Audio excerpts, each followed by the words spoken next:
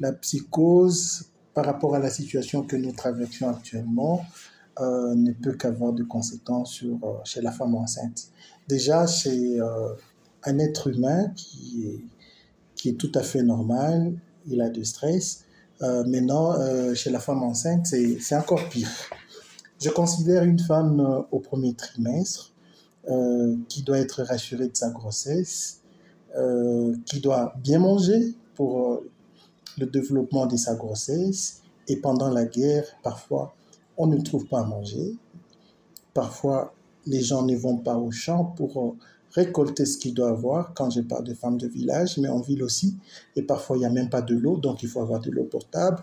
Et voilà, on a besoin de vitamines, on a besoin d'un confort, d'un soutien. Et ça crépite, et parfois tout le monde est stressé. Et ce stress-là, au premier trimestre, peut entraîner des avortements ou de menaces d'avortement. Au deuxième trimestre, la même chose. Et au troisième trimestre, je dirais aussi la même chose, et parfois des accouchements prématurés, où tu as un problème, la femme a un problème le soir, et elle ne sait pas arriver à l'hôpital puisque ça crépite, puisqu'il y a de l'insécurité. Et tout ça, c'est un stress, non seulement pour la femme, mais aussi pour son être qu'elle porte en soi. Voilà un peu ce qui peut arriver, c'est que chez la femme enceinte.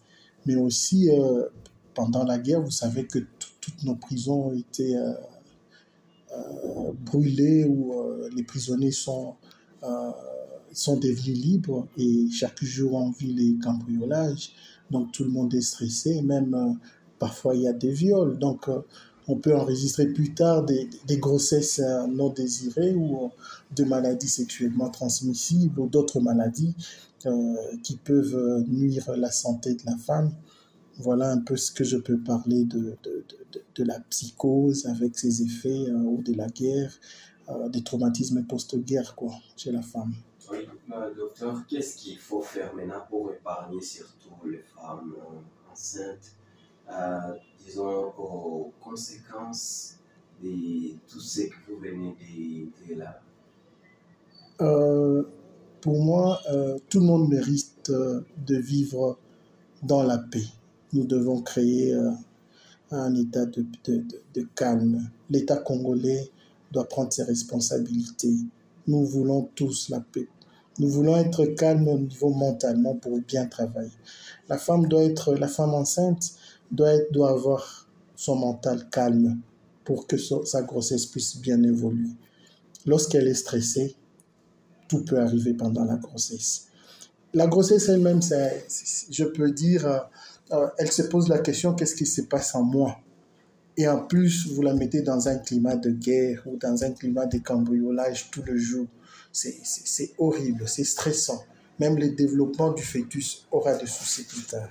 Donc là, nous demandons aux autorités de faire un effort pour que nous retrouvions la situation de calme, pour faciliter la prise en charge plus meilleure de nos femmes enceintes ou de nos mamans enceintes. Vous avez un dernier message?